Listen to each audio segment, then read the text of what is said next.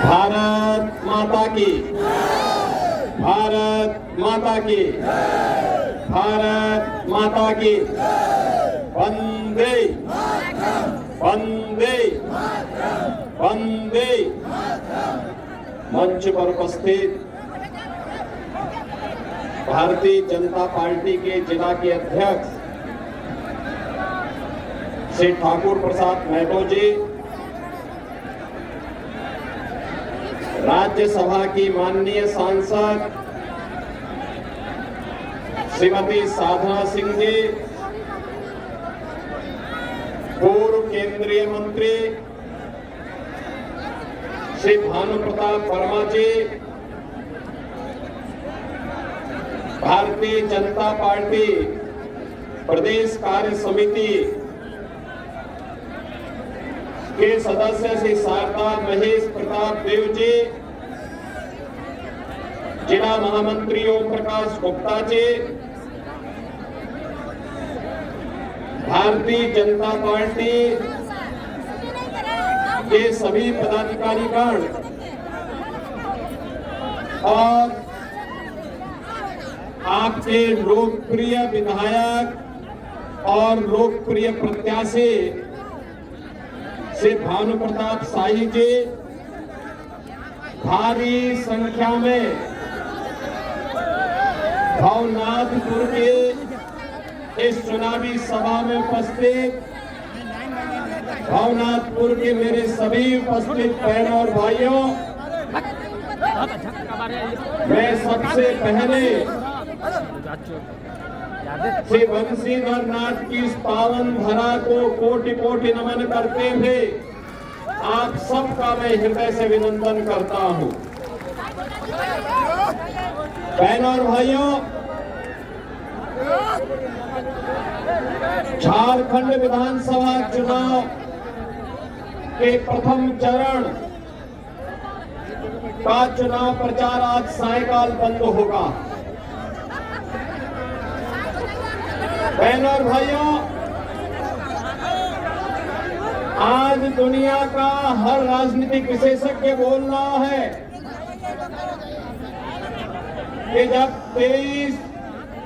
नवंबर को मतगणना होगी तो झारखंड में भारतीय जनता पार्टी का कमल खिलेगा।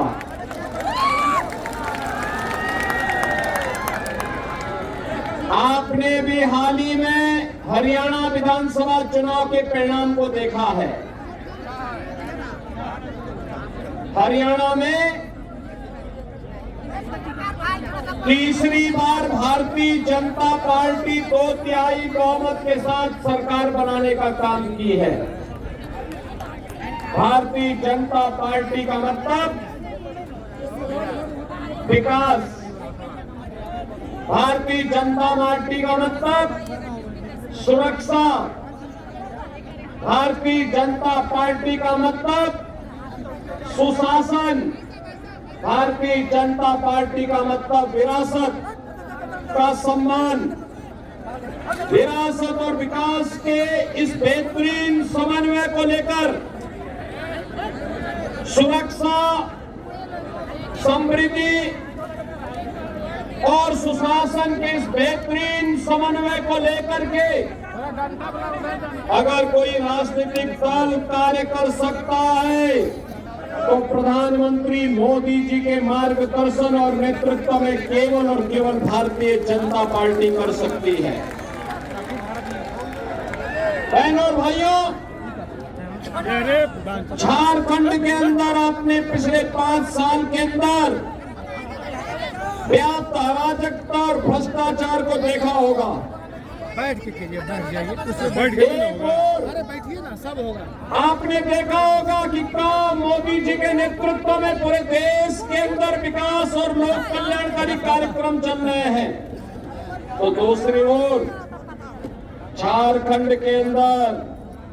यहाँ के मंत्री और उनके स्वयं के खानदान के लोग लूट मचा करके अराजकता का माहौल पैदा करके यहाँ के प्राकृतिक संसाधनों को पूरी तरह लूट मचा रखी है, अराजकता व्याप्त है, पर्व और त्योहार शांतिपूर्ण तरीके से नहीं मनाने देते हैं, गरीबों को, किसानों को, नौजवानों को उनका सम्मान नहीं मिल पा रहा है। नौजवान पलायन करने के लिए मजबूर है, किसान आत्महत्या करने के लिए मजबूर है, गरीब भूखों मरने के लिए मजबूर है, जबकि पूरे देश के अंदर पहली बार प्रधानमंत्री मोदी जी के आने के बाद से पिछले 4.5 वर्ष से हर गरीब को फ्री में राशन की सुविधा का लाभ प्रधानमंत्री मोदी जी उपलब्ध करवा रहे हैं। 80 करोड़ लोग भारत के अंदर फ्री में राशन प्राप्त कर रहे हैं। प्रधानमंत्री आवास योजना में 4 करोड़ गरीबों को आवास की योजना का लाभ दिया गया है। बहनों और भाइयों, 4 करोड़ गरीबों के घर में एक